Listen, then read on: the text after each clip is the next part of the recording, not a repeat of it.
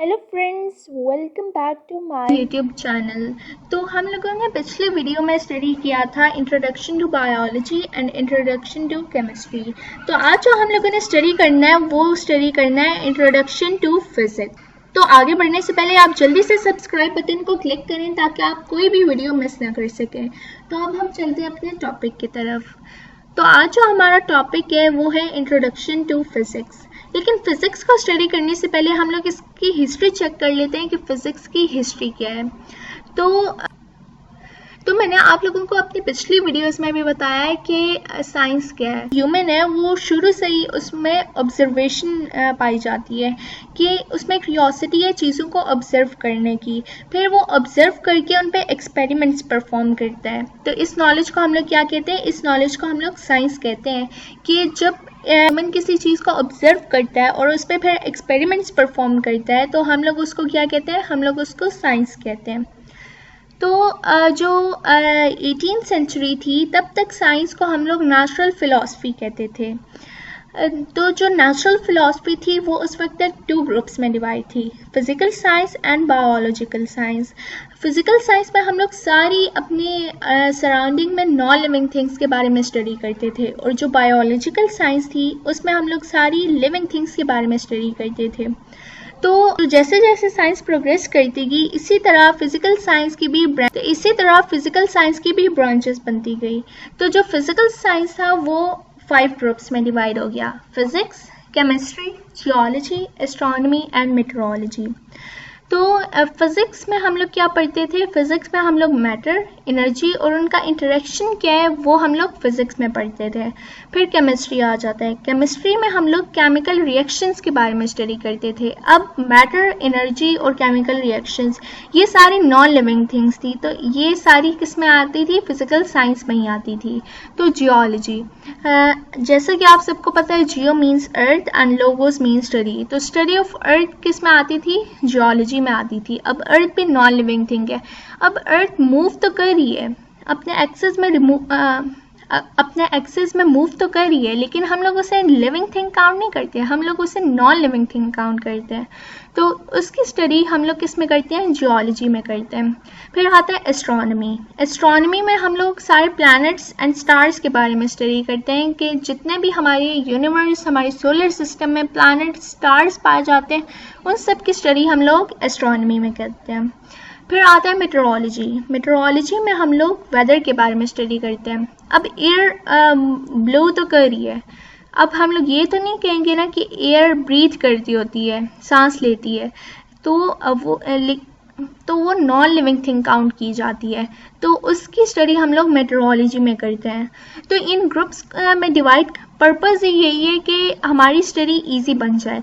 अब अगर हम लोग वेदर, प्लैनेट, स्टार्स, अर्थ, केमिकल रिएक्शंस, मैटर और एनर्जी को एक ही बुक में स्टडी करते हैं तो सारे मिक्सअप हो जाते, तो इसलिए हम लोगों ने इसके इनको डिफरेंट ग्रुप्स में डिवाइड किया है ताकि इनकी स्टडी हमारे लिए ईजी बन जाए।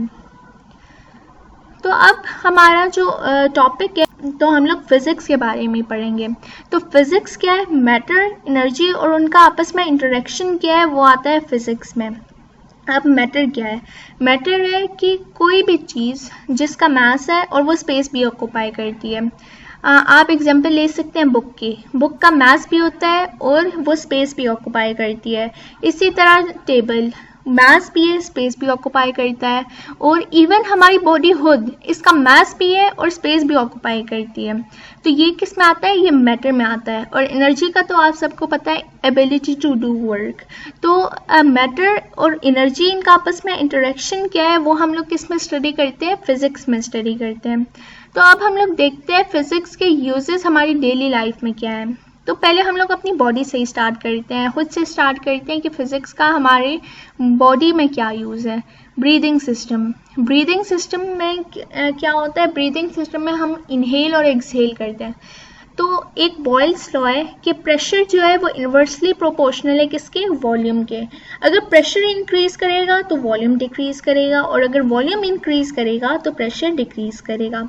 तो हमारी ब्रीदिंग सिस्टम में भी यही होता है कि हमारे लंग्स का जब वॉल्यूम बढ़ता है तो प्रेशर डिक्रीज करता है और हम लोग एक्सहेल करते हैं। इसी तरह जब हम इसी तरह जब वॉल्यूम डिक्रीज होता है और प्रेशर इंक्रीज होता है तब हम लोग इनहेल करते हैं। तो ये किस में आता है, ये ब्रीदिंग सिस्टम में आता है। अब इसमें हम लोग पढ़ तो रहे हैं ह्यूमन बॉडी, हम लोग बायोलॉजी पढ़ रहे हैं, लेकिन सारा क्या आता है, सारा फिजिक्स में आता है। फिजिक्स एक डल और बोरिंग सब्जेक्ट नहीं है, बल्कि ये नेचर के बारे में हम लोग स्टडी करते हैं। हमारी बॉडी में जो अल्लाह ताला ने पैदा किया है सिस्टम, हम उसके बारे में स्टडी करते हैं, सारा नेचर के बारे में स्टडी करते हैं। तो ये बहुत ज़्यादा इंटरेस्टिंग सब्जेक्ट है। सेकेंड आता है सर्कुलेटरी सिस्टम। सर्कुलेटरी सिस्टम में क्या होता है, हार्ट होता है। उसमें भी बॉयल्स लॉ अप्लाई होता है कि जब हमारे हार्ट का वॉल्यूम डिक्रीज करेगा तो प्रेशर इंक्रीज होगा और जो वेन्स है वहाँ से ब्लड हार्ट पंप करेगा। तो इसी तरह जब वॉल्यूम इंक्रीज करेगा और प्रेशर डिक्रीज करेगा तो आर्टरी से ब्लड वापस फ्लो होना शुरू हो जाएगा, किसकी तरफ, हार्ट की तरफ। तो ये भी फिजिक्स में आता है। फिर आप शावर यूज़ करते हैं, तो शावर में छोटे छोटे नोजल्स होते हैं। अब उससे क्या होता है, जब उसमें भी बॉयल्स लॉ अप्लाई होता है कि आप देखिए कि उनका वॉल्यूम कितना स्मॉल होता है।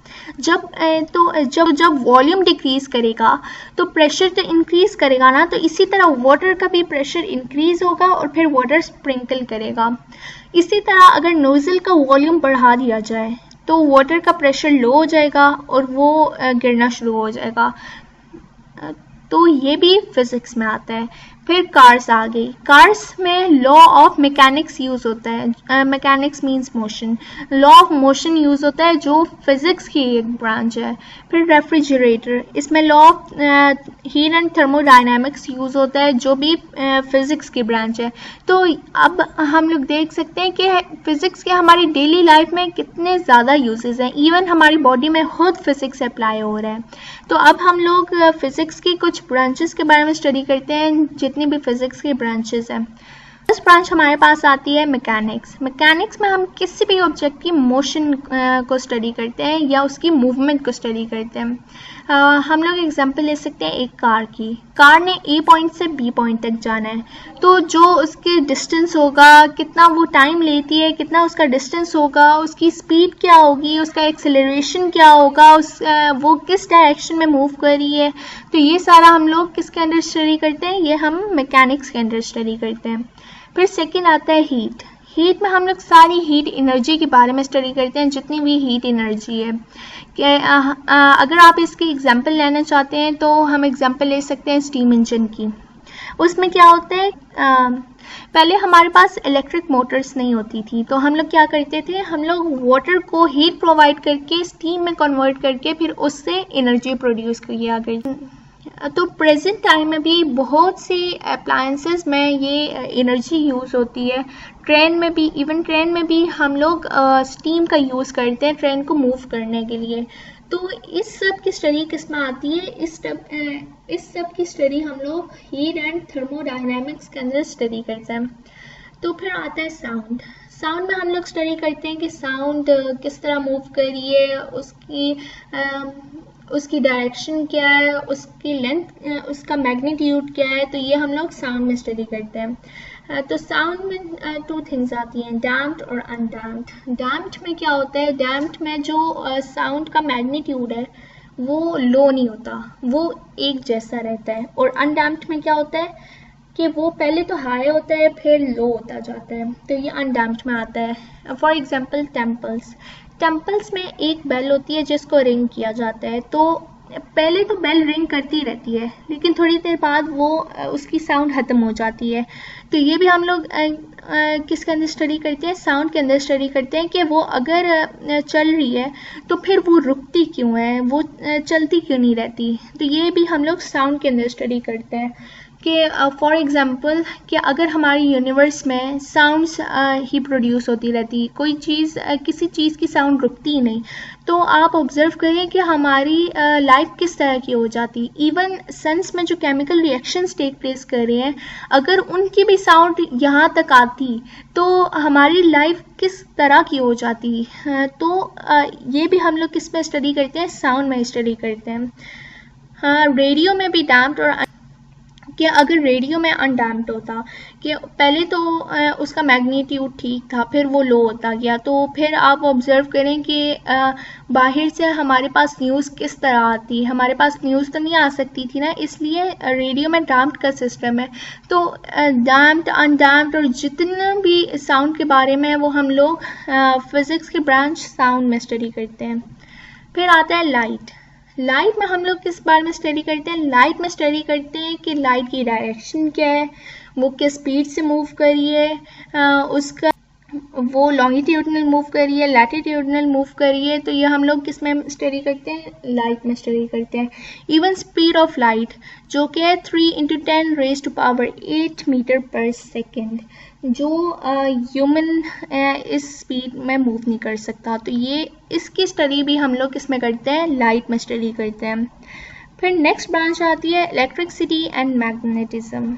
अब इसमें इलेक्ट्रिसिटी का तो हमें पता है कि जितनी भी अप्लायंसेज हैं सब में जितने भी इलेक्ट्रिसिटी की एप्लीकेशंस होंगी वो हम लोग इलेक्ट्रिसिटी में स्टडी करेंगे कि कहाँ कहाँ यूज़ हो रही हैं, किस लिए यूज़ हो रही हैं, कौन सी अप्लायंसेज हैं जिनमें यूज़ हो रही हैं, उसकी क्या एप्लीकेशंस हैं। तो वो हम लोग इलेक्ट्रिसिटी में डिस्कस करते हैं।